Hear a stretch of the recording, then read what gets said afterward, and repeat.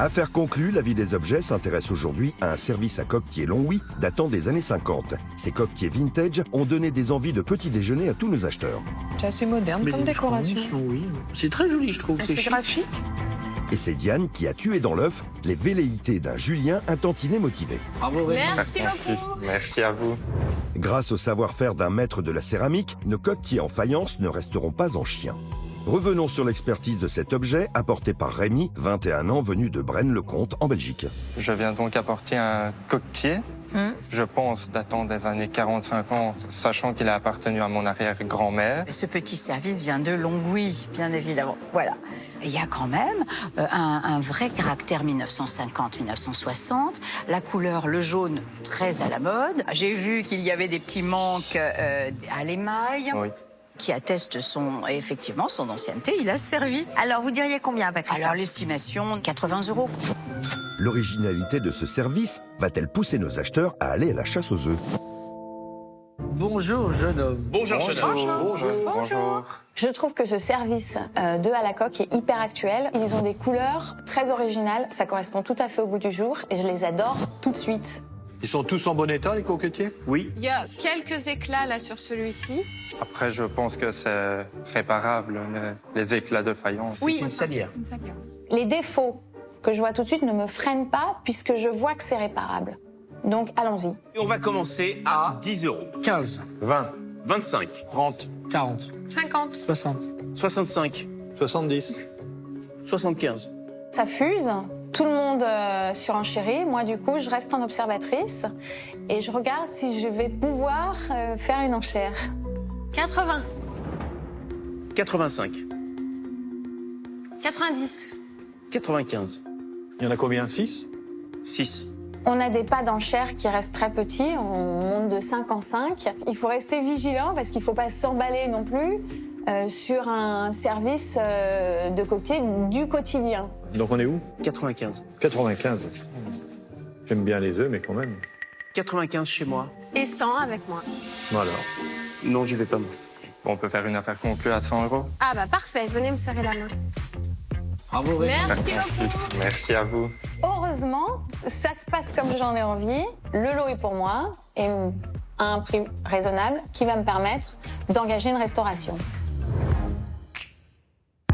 Et c'est chez Fanny, une restauratrice de Neuilly-sur-Seine, que ces petits coquetiers ébréchés ont trouvé une mère poule qui va les couver de toute son attention.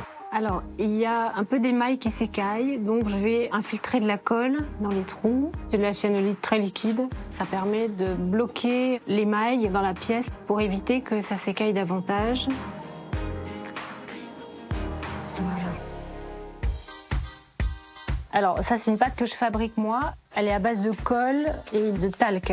Ça va avoir une consistance de pâte à modeler et après, on va pouvoir boucher les trous avec cette pâte. Alors cette pâte va sécher en une journée, ça durcit énormément, c'est vraiment dur comme de la pierre et après elle se ponce très facilement. Je lisse avec un petit peu d'alcool pour avoir un petit peu moins d'aspérité quand je vais poncer. Quand ça va sécher, ça sera bien plat. Donc maintenant que la pâte a bien durci, on va pouvoir poncer. Le ponçage sert à lisser la surface, qu'après on puisse peindre et qu'on voit plus du tout la démarcation de la restauration. Alors on commence par un papier abrasif un peu fort et après on finit par un très fin pour bien lisser, que ça soit bien doux au toucher. On nettoie avec un peu d'alcool à brûler pour bien enlever la poussière qui est sur les pièces après le ponçage, pour que ça soit prêt pour la peinture. Notre pro du maquillage doit trouver la nuance idéale pour un jaune d'œuf plus vrai que nature. Alors on utilise des peintures acryliques polyuréthane qui ne jaunissent pas. Bon là évidemment c'est du jaune mais le vernis est stable et il ne jaunit pas dans le temps. Bon alors là le jaune il n'est pas bon donc on va continuer. Ça se fait pas du premier coup. On tâtonne jusqu'à trouver la bonne couleur. Il faut y aller tout doucement parce que si on met trop de jaune ça va être à refaire. Voilà.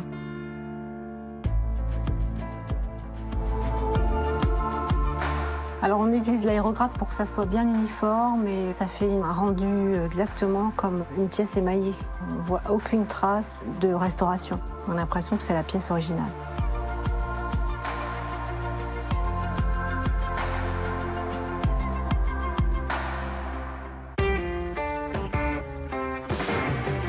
Alors ça, c'est du vernis avec un peu de diluant, du durcisseur. Et je vais projeter ça pour faire un beau rendu final, que ça fasse comme de l'émail.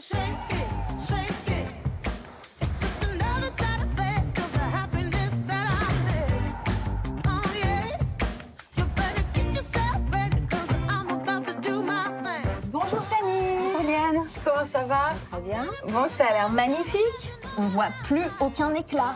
C'est incroyable. Ils sont comme neufs. C'est vraiment à s'y méprendre. Bravo Fanny. Merci beaucoup.